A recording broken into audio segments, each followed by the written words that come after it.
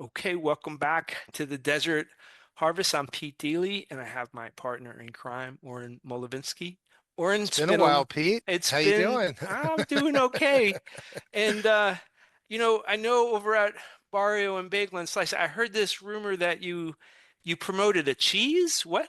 Is that No. true? I heard that it was extra sharp. So you were just like you had the extra sharp. All right, Wrong that's the best place, I got. buddy. All right, that's the extra. That was good. It's good. Uh, so listen, we're so lucky we get to talk to amazing people on the show. We're really have been fortunate. So I had this great experience a few weeks back. I was in downtown Chandler and I stopped into Mingle and Graze and I had just this extraordinary sandwich. And I had been in once or twice before and everything had been fantastic that I had there. And then graciously, as I'm kind of finishing my lunch as I turn to go, I get a chance to meet the owner, and opportunistically say, "Hey, would you spend some time with Oren and I on our podcast?" And she agreed. So, Mahfam, thank you for joining us, and thanks for spending some time with us. And I appreciate you teaching me to say your name that I probably didn't do very well, but we're grateful that you're here with us. Thank you so much, Yeah, Peter and Oren, for having me here on your podcast. I'm really excited to be here. nice. Thank you. I'm always excited to speak with somebody else who voluntarily works in the restaurant industry. So this is exciting. Well, Volunteer, that's a good one. Yeah, So true. exactly. well, we were getting a chance to learn about like your deep knowledge of working, in a variety of capacities in the restaurant business throughout, 20 plus years. And Oren and I have an opinion that we have a lot of very special things in Arizona, and we also feel like there's a certain lack of familiarity with how cool the things we're doing here is. And so I mean, when I walked into your restaurant, it felt very much informed by a personality of a presence of people rather than, the construction of a brand. And I think that that feeling that I'm in a one of a kind place is something I seek and something that I really enjoy. And I guess maybe you could talk about what you're doing and trying to accomplish, and then put that in the context of what you perceive to be what's going on in Arizona in general. Because there's always tension, and I think there's a healthy tension between, the brands have a place out there as doing certain things for certain people at certain times, and I don't want to say that there's no place for that. But for my taste and what I'm interested in, I gravitate more to what you've created. So could you maybe mingle those two ideas together, like what you're trying to do and what's going on in our state? Absolutely. Well, you know, we talked about my background and everything, but with my restaurant background, it wasn't really until my retail background at Whole Foods that I learned about cheese. And so cheese and wine, right? And so when it was time to open up our restaurant in this tiny little spot in downtown Chandler, it was, am I going to open up a Persian restaurant, a Chilean restaurant? And it was like, no, people need to learn and appreciate more about cheese. I get really excited when I talk about cheese. Sometimes when you come up to the counter, we want to give you a piece of cheese. And we don't have the local cheese scene as much as I would like to see, as Hmm. California does or the East Coast does. But bringing something so specialty to Arizona, but also to collaborate with local products, with local bread producers or cracker producers, jam producers, you can kind of really just bring that all together on a charcuterie board, which Yes. we offer. So it's just our space is very unique. When we opened up in 2019, when we were doing cheese boards, people actually asked us, how do I eat this? Interesting. And it very interesting because the cheese board, the whole like charcuterie board aesthetic didn't really hit off until 2020, 2021. And so for us, we only had like 2 sandwiches on our menu, and charcuterie boards was what we were selling. And so we were like, oh, we didn't even think about this. So we would give people tutorials like, you don't have to do like bread, cheese, and jam. You can get your cheese and pair it with this chocolate covered pretzel and see what it does in your mouth. You know, what's so Yeah. exciting about it? Or Mhm. the salami and your olives. It's just really awesome. Or take a bite of the strawberry and then this cheese, this special cheese. Okay, what do you get from it too? So all these different flavor profiles Right. that, we introduce people to at Mingle and Graze. Would you say that that lack of familiarity with the the flavors and the flavor combinations was part of the neighborhood in that area, or was it part of like a broader that you know, many people throughout the country were kind of uh, finding these things at the same time. I'm curious. I mean, granted, as a person from New York, there are areas in New York that, largely tied to ethnicity that where you're going to find Mhm. things, differently than you will find in Chandler. And, I guess the same could be said for San Francisco and portions of Los Angeles. But I'm curious if that was a regional thing that people discovering it, or it was just sort of the country and of the times that people were, coming to that. I think what it is, of course, cheese boards have been around all along. I mean, you go to any also hotel, it's on their Sure. bar menu, or you go to any restaurant, really, 20 plus years they'd have it. But it was mostly just like cheese, maybe some salami. The Hmm. salami that wasn't in like the form of a rose, Yes, yes. and it wasn't just kind of aesthetically like, wow, this is gorgeous, Right, right. And Yeah. so when it comes out like that to the customer now, it's like, how do I eat it? And so that's what we noticed. And, just kind of rewind a little bit, we started the business in 2017 from a commercial kitchen. So we did a lot of catering. And Okay. we are Arizona's first grazing table company. So we do the whole table of O- charcuterie. Okay. Um, so I think it is regional, like Arizona. They Right. really just our clients, whether they're even from Scottsdale or the whole like the whole aesthetics of the charcuterie board was very new to them versus when Okay. they go to the bar, and get a cheese board. So Yeah.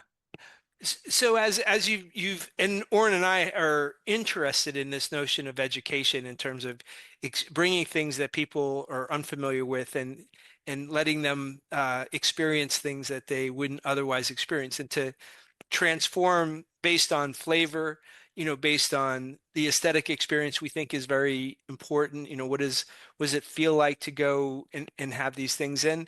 We believe that it also ties back to physical health.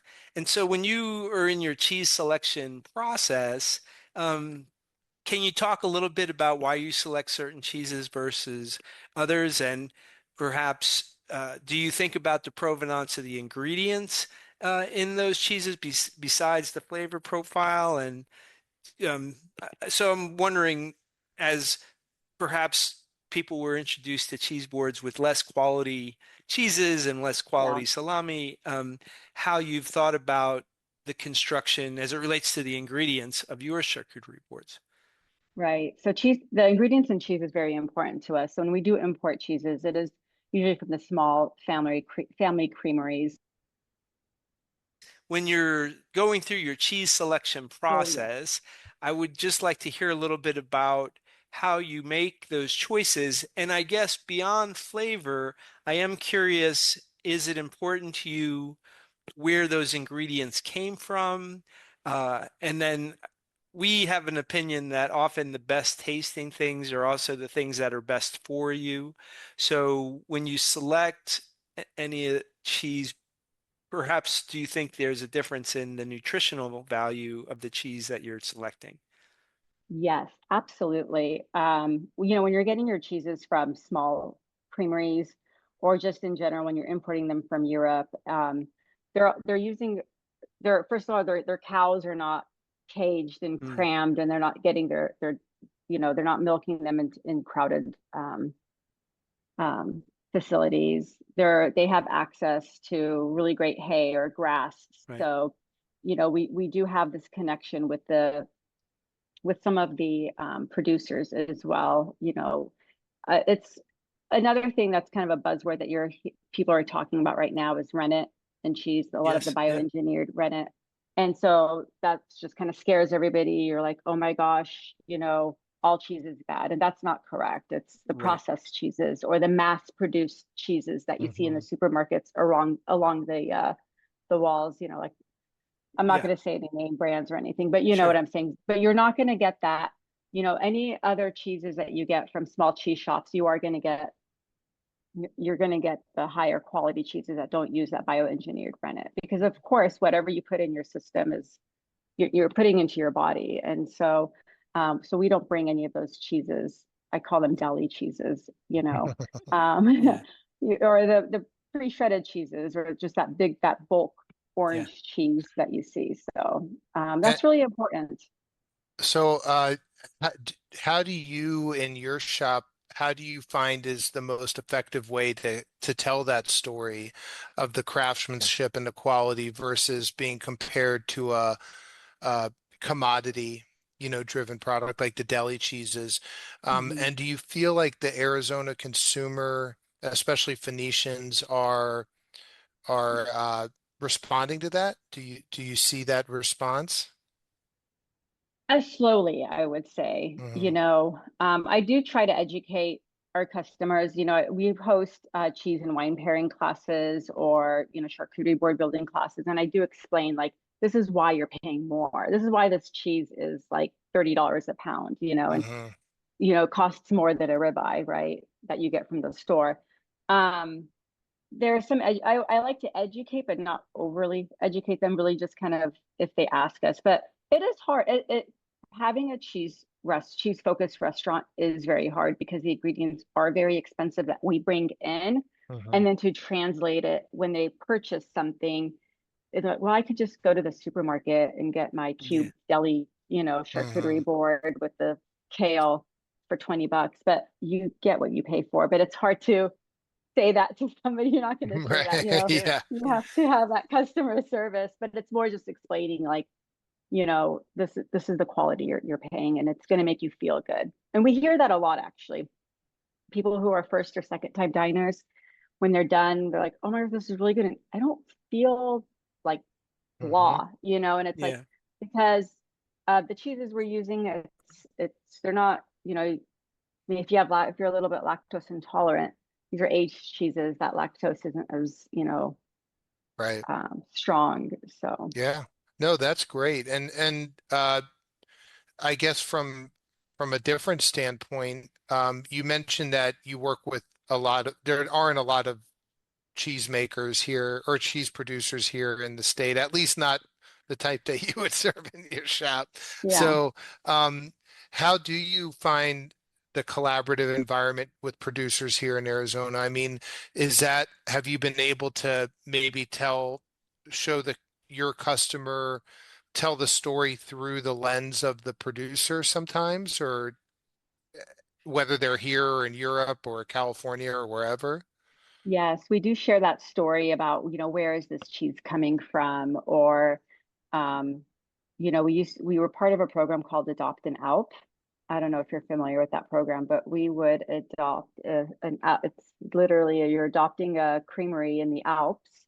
It's a Hmm. small family. You look and see, which family you want to adopt, and they are producing that cheese for you. So you put your order in and you wait, 4 or 5 months for them to make that cheese, and then it gets shipped all the way here. Unfortunately, with the tariffs this year, they couldn't afford to do the program, and it just was going to be way too expensive to Hmm. ship it in. Right. But previously, we were part of that, and to share that story. So we would then, on our social medias, or when people would come in, we would share the story of this family. And Yeah. now you get the work that they did. The cows, like they treat their cows like they're part of the family, Sure. and it was really impactful, and people really enjoyed that. They enjoy hearing the stories behind what they eat. When you look at the Yeah. trajectory of what, you're seeing out in Arizona, I mean, are there the seeds of more of that production out there right now? When I think of my very limited knowledge of what's going on out there, I think of, you know, Wendell Crowe and his, the things that he's doing out there, which, I've had some pretty great goat cheese out of, his raw materials, and he certainly has got a background not just with goats, but I believe, he's had cows and cattle and his background as well.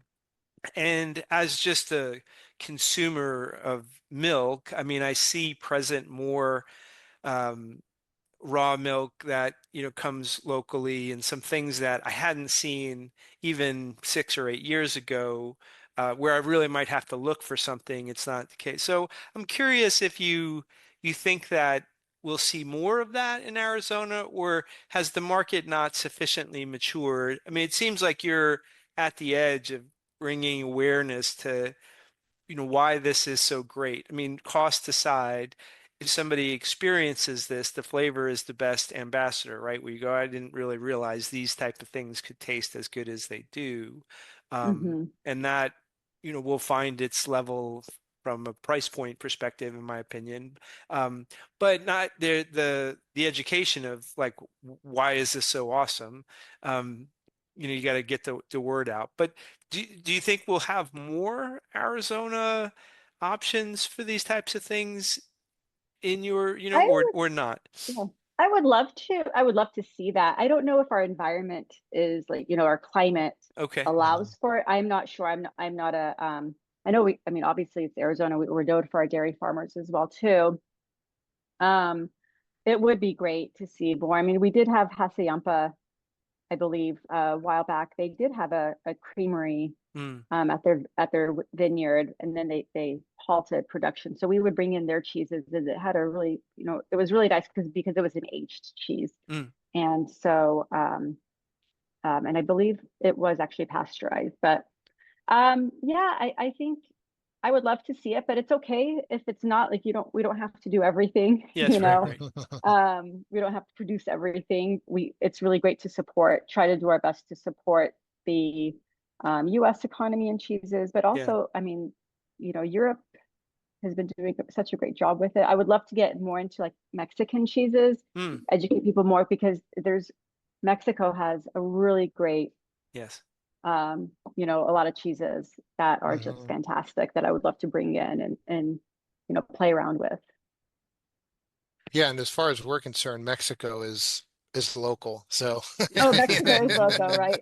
so We're that's we're in their great. territory, That's Yeah, so right. Yeah. exactly.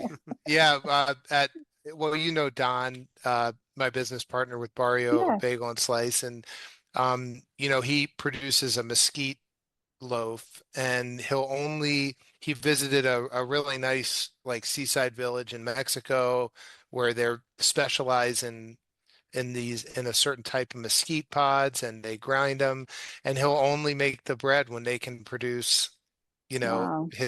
the mesquite. So I think that's just a small anecdote, but you are right. I mean, Mexico has the culinary bounty there is pretty rich, and I've only started really learning about it over the last 5 years. So that's a great point. Um, Hmm. yeah, and I remember Pete talking about the environment here. I remember so I think I mentioned to you well, no, maybe I didn't. I grew up in the Washington D.C. area, Hmm. so a lot of my background was in fine dining in Washington D.C. And so we were fortunate to have the Shenandoah Valley near us, and we would work me and other chefs and restaurateurs would work with cheesemakers, and there's just a history, of cheese making, and it's not like Europe, but um, it's real. They understand aging, but more importantly, the really cool thing is when you bring a chef to the dairy farm, to the farm, and when they have the dairy on site, and it's not a mass production, it's a craft uh, operation. And then they explain to the chef that, hey, so in the spring, the grasses are X, and you're going to taste that in the cheese. But then as we transition to winter, they're more on hay, etc. And so you're going to taste this. It's still our grass, but it's just, they can't get through the snow. So those are all things that as a restaurateur, I didn't even realize until you go and meet with the producer. So is that part of, I mean, you obviously have an extensive knowledge of cheese.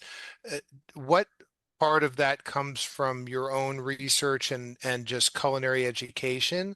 And what comes from producers where you actually learn about the cheese from the producer?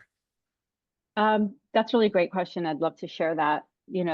Speaking on the culinary point, I talked about culinary school earlier. They don't teach you anything about that in school.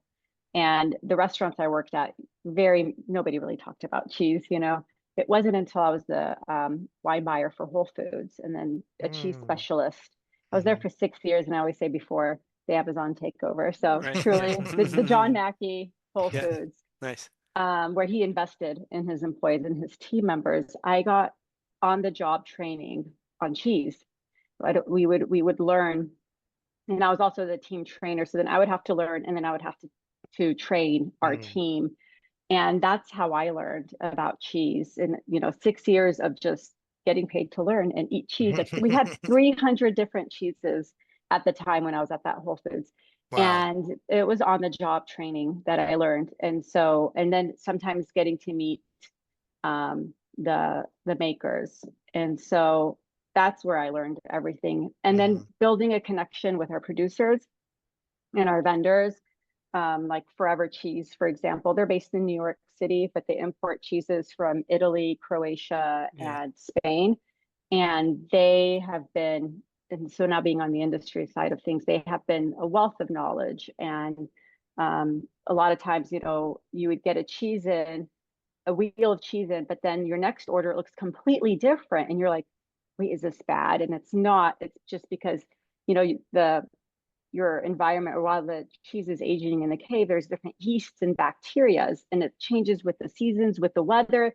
Did Mhm. they have a dry season? Did they have a wet season? All of that plays an important role in cheese. And then talking about the mold, cheese it's got its healthy molds, and so a lot of times people need to also, we educate them too on their cheeses. If you see mold on your cheese, you just scrape it off. Well, I'm not talking about a mozzarella, that's bad, or your shredded cheeses at Yeah. home, toss that. But your aged cheeses, or your cheeses that you get from the counter, it's whether you handled it with your hands, and so your hands has natural bacteria, it's going to get on the surface.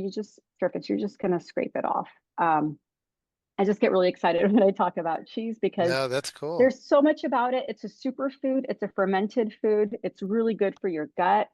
A lot of, it always depends on like who's lobbying for what. Milk is good for you. Milk is bad for you. Like now it's good for you. I think it's always been good for you. Dairy, if your gut can handle it, dairy's really good for you. But cheese, once it's aged, if you're lactose intolerant, you're not going to get that bloated feeling or the issues that lactose intolerant people feel when they're having aged cheeses. And by age, I'm not talking about a year old, even 2 months age. Right. It's really good. Well, that bloating is something that I find as an interesting bellwether of quality. And so, when you talk about people having your cheese and then they're even immediately like, I don't feel as bloated, as full as whatever. Oren and I have talked about like traveling through Europe, and I was in Italy not so long ago, and I was talking about the difference, as many people report, of eating the pizzas and the breads that I had there, and locally, I think Oren's Barrio Bagel and Slice is the only real analogy I have to that experience there because of the extraordinary precision with which they select their ingredients, and the lack of glyphosate in what goes on, and Mm. all of the things that you would want. And when I have had your cheeses, that has been my experience as well. Like that, how does my body react to it versus something that's coming to me where it's a sandwich, and that sandwich is looking to find a price point which doesn't support, having the type of cheeses that you want. So I can report like what you're saying from somebody who is I wouldn't consider myself lactose intolerant, but my body reacts very quickly to ingredients that have poisons. Like I'm Yeah. just very aware because I eat pretty, not just clean, but I'm very mindful of where I'm um, buying my ingredients. Could you talk a little bit about, I mean, wine and cheese go together as, perfectly as possible, and you're selling wine out of another restaurant that you have or another facility Or that, wine shop, so wine, so retail. forgive me, yeah. Um, could you talk a little bit about that experience and perhaps, it's obvious why they go together, but maybe you could talk about how you make those selections as well. Clearly, you have deep experience. John Mackey invested in you to learn a lot Yeah. about wines too. Maybe you Well, could I tell mean, us about that. yeah. Um, yeah, so Spin the Bottle is the name of our wine shop. And so, like Mingle and Graze, we bring in the small lot family vineyards into our Hmm. wine shops. And so, when we have somebody who comes in and they're like, "Do you have Maomi, Pinot Noir?" And we don't, but we have this. And then let me tell you why that you're gonna, I know you love your Maomi, but let me tell you about what this is really good. You're not going to feel really gross afterwards, like, a hangover just after having a glass of wine. Explaining to people that with wine, they don't have to list all those ingredients that goes into your Maomis, your Josh Cellars, your, Right. all those preservatives. And so showing that these small lot family vineyards, when they're producing their wines, a lot of care goes into it. It's not mass produced. They're only making, whether they're making a few hundred cases a year or a few thousands, it's not the pallets and the pallets and the pallets that the Right. others make. And so one of the reasons also that those mass produced wines, um, you're not going to have that same experience, or you're going to have that hangover experience, is because they have to make sure that wine tastes the same vintage after vintage, because Mm. that's how we're humans are creatures of habit as well too.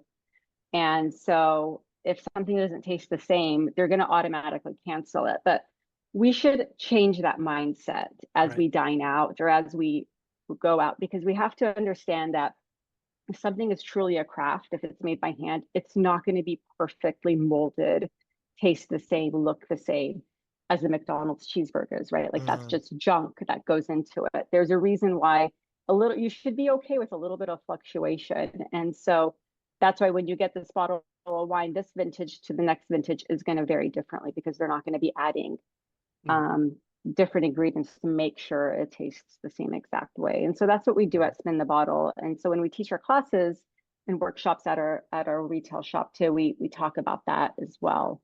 And we've converted a lot of Mayomi drinkers Okay. into the different wines that we carry. Hey, they're reducing their ibuprofen bill or Tylenol or whatever it is they Yes, need to take the next exactly. morning. Yes, That's really yes. cool. We're big fans of what's going on with Arizona winemaking. Have you had a chance to dabble in with any Arizona winemakers and really connect there? Oh yeah, we've got great connections with our winemakers. Timo with Cactus Crew, he's awesome. We carry his wines. We carry Tumbleweed, Page Springs, Mm. Gail Glomsky. Well, Eric Glomsky, way back when I was at Whole Foods, I was their wine and beer pairing chef for marketing too. So I did a collaboration with him there, and so we Nice. have a good Nice. connection there. I went to their winery about 2 years ago to do part of their Vinda Fields that they do, their nonprofit that they have. So I did the cheese portion with their wine pairing. So we are deeply connected and rooted with the Los Milix, Yeah. Hmm. with Pavle. We do have a good connection with our local wineries as That's well. Yeah. cool. That's Yeah. great. Yeah. Yeah, we encourage you to look south too, right? Because there's all kinds of stuff going down in Oh, Florida. yes. You know, Oh, we're absolutely. big Yes. fans of Deep Sky, and you know, Deep Sky is really good. yeah, Yeah. we find them remarkable, and we think that it's only going to get materially better year over year with the talent and the experience and the age of the vines, all of those things. Well, Absolutely. it seems to me, and Oren has a lot of experience in this, that your your business required a very personal relationship with the customer because they weren't coming in. In fact, they may be coming in seeking something that you didn't have. And that means that you must be very good at engaging the people that come in to get them to explore.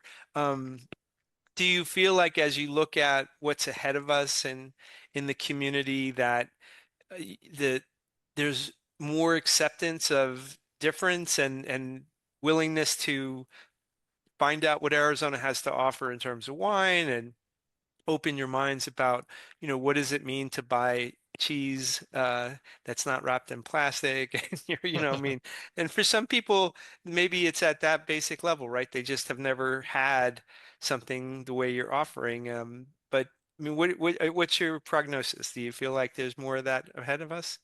I think I see it. I see people are more willing to try new things, new experiences, more so than they have in the past few years. I think they're really tired of the corporate Hmm. blah of everything, Mhm. and they're really into wanting to support their local craftspeople. And I'm really excited for what the future has to hold for all the Arizona businesses. And it's really important to, you know, just getting the word out there too. And people are always wanting to learn. And so, just when somebody comes into our shop, we want to give them a sample of the cheese, whether they're Yeah, ordering a grilled cheese or a sandwich and they weren't even thinking about cheese, but giving them that sample of cheese because it can be intimidating as well too. yeah. It's especially if it's not something you're used to purchasing just on its own. So I'm curious, kind of veering, from that topic a little bit, but understanding a little bit more about how you came to choose your location in Mm, Chandler and why downtown Chandler versus, for those who don't know the valley here, obviously there's North Scottsdale, which is very, popular and kind of a food mecca here. North Phoenix, there's Cave Creek, there's all these cool little pockets where well-traveled, affluent markets. What made you choose downtown Chandler? oh gosh. So when we were looking for a place, we were looking at Scottsdale and Phoenix. We knew the concept would fit much better in Hmm. Scottsdale and Phoenix. And so the reason we chose Chandler and downtown Chandler is because we live here. I've lived here for almost 20 years in Hmm. Chandler. It's just 5 minutes away from our shop. We have two kids, they go to school. We were thinking about all the convenience of it because we also knew we're going to be in our restaurant. Like you said, we're volunteers, right? We're going to be here building. It's not just open it up, buy, it's going to function on its own. So the idea of just for our first location that we wanted it to be close to home. We love the city of Chandler has been really fabulous to us. Good. They're always supporting us. I'm actually I'm really involved. I have a lot of time, I'm really involved volunteering. I'm the board chair of Chandler Sister Cities, and I also sit on the Arts Commission for the city. Nice. So, so in my spare time, that's what I do as well with the city. So I always let people know too, if you're opening up a business, like really get involved with your cities, Hmm. with just your city in general. They're here to support you. It's always hard when you're opening up, and there's a lot of red tape, but just get to know them, and they're really, at least I can speak for the city of Chandler. Hmm. I've had a great experience being in the city of Chandler. But going back to your question, like why choose it? Because yes, and more affluent areas, it has been it's been a learning process for us versus if we were somewhere else. I know it would have clicked a lot better for us. Hmm. Speaking it from business. Um, but yeah, we chose Chandler because we live here, and so. But next location will definitely be Scottsdale or Phoenix. I'm sure everyone who comes from Scottsdale is like, why didn't you open in Scottsdale? I get that all the time, Yeah. and they're like, this would be such a great. This would go do so great over here, and I'm like, yes, and I And would then you love. open up and it's like crickets. Wait, I you know, you but all you said you were told gonna me. come. I know. So, well, yeah, for those of you listening who don't know downtown Chandler, it's incredible. It's very charming. Chandler is a very and a growing affluent community. So I think, even though maybe the runway's a little longer, I get that. I've invested heavily in Chandler over my restaurant career. And yeah, I think what's happening is Chandler is like where maybe Scottsdale was 30 years ago, and it's really just developing this reputation, and people are now feeling comfortable because I live in Chandler. Are feeling comfortable to say, "Hey, yeah, we can stay in Chandler. We don't have to go downtown or to North Scottsdale to have something really unique and wholesome and curated." And so I think your story and your shop and I wasn't implying that you shouldn't have opened in Chandler. I think it's great that you did. And but I think it's just the the Phoenix community, the Valley is really starting to get used to Chandler being a culinary destination. I So think it's an you're obviously a big extraordinary part of that. block, right? Yeah. Arizona Avenue is, is getting cooler and cooler by, Yeah. because if you just go within a couple of miles, I mean, Arizona Wilderness is an amazing success story, and that's right Sure. across the street from Barrio Bagel and Slice. And as we move up to, where you're at, I mean, Mingling Graze is extraordinary, and Spin the Bottle is, I mean, and I'm a fan of Peugeot, and in fact, I white label some of their beans for a project I Oh, have great. called Submission Coffee for a Okay. jujitsu project that I'm a part of. And I think that you got to grow some things from the seed, and I'm of the opinion that it's going to go faster than it feels. And I say that with, I don't own a restaurant, so I can appreciate, like, it couldn't go fast enough for you guys. I totally, I totally respect that. But the neighborhood is getting cooler and cooler, by the year. Well, listen, I mean, I give you my personal recommendation for all your listeners. Please go in and check it out and try something new and try to learn something, expand your flavor horizon, so to speak. But I also think, you go in there and you're eating these things, it's better for your health, and as they say, your if your health isn't right, if you have many problems, you're doing fine. Because if your health isn't right, you only got the one problem. So, Sure. uh, or anything that you'd want to ask before we Well, we head I to the I end. now see that there's an opportunity here in Arizona for cheese making, and I want to let you know that my wife Oh, and that's I right. own a small farm here in Chandler. We Oh, have cool. we have dairy goats, and we also have a pregnant A2 mini Jersey right now. Yeah. Wow. So she's been pregnant before, but uh so we have milked her, but now you've motivated me. I think we might have to have a little herd going here. You And Please. should yeah. make the cheese. I'll buy it from you. We can Yeah, collab. I'll help. Yeah. Diana, my wife actually makes some really nice cheeses with it. I don't, she learned through books and everything, but maybe we'll come in. Are you typically there every day? I am. Yeah, A few hours here and there I might not be, but yeah, we're right, open Tuesday through Saturday, 11 to 6, closed Sunday, Monday, and yeah, right. you can Okay, well find me maybe there at Diana Spin and the I will Bottle. come in. We'll bring a Yes, picture and hopefully some That's right. samples soon. I Yeah. would love Yeah, the photo. I'll put it on the fridge. the Motivation. local cow makes good. I like it. Yeah.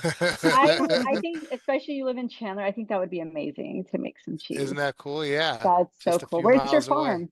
Where's It's down on at south of Ocotillo, or I'm sorry, just before Ocotillo on Lindsay Road. Lindsay? Yeah. So if you Newport. come down Okay. Lindsay, south on Lindsay past Queen Creek, we're on the Chandler side, on the west side. I'd be Okay. I'd be pitching Yeah. his peaches, but I think his peaches are probably pre-sold out or something. He's got an orchard on the farm. He's got all kinds of Yeah, amazing we'll have to things. have you come over. Is it like a public access? Is it like a Schnupp's Farms type of thing No, where we have a farmhouse, and uh during peach season we'll have a farm store, and then we'll have customers who specifically are looking for A2 milk Yeah. okay. will come to buy milk there, and also goat milk. But It's definitely a hobby farm right now. Okay. An expensive hobby, by the way. It's that's what owning a restaurant is too. It's just a Yeah, right. hobby. Yeah, Yeah. I'm having we really fun. pick winning industries here. Yeah. I think we're just passionate people and Yes, we're just in it for the building relationships and connections, you know? it's what it's all about, right? Yep, Yeah. absolutely. So that's great. Well, no, in all seriousness, though, we'd love to have you over and we'll come visit you for sure. No, Um, absolutely. I would love to yeah, check out your farm yeah, and see very when cool. does she do? When is your Oh, cow geez, due? I think she's like 50, like halfway through her Okay. pregnancy right now. Yeah. Wow. So, Oh, yeah, how it'll be lovely. fun. It will be. Yes.